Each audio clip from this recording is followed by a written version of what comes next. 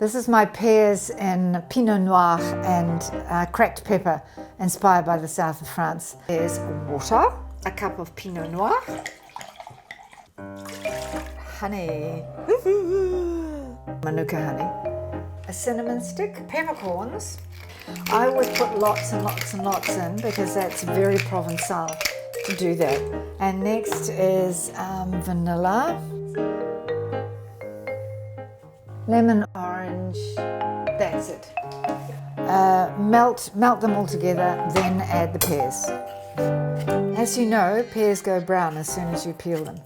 So you either peel them in advance and leave them in acidulated water, or you peel it at the very last minute so that it doesn't go brown, and immediately put them into the red wine mixture. They don't take very long, about 15 minutes. I'm going to put this back on the stove to keep reducing so that it becomes thick and unctuous.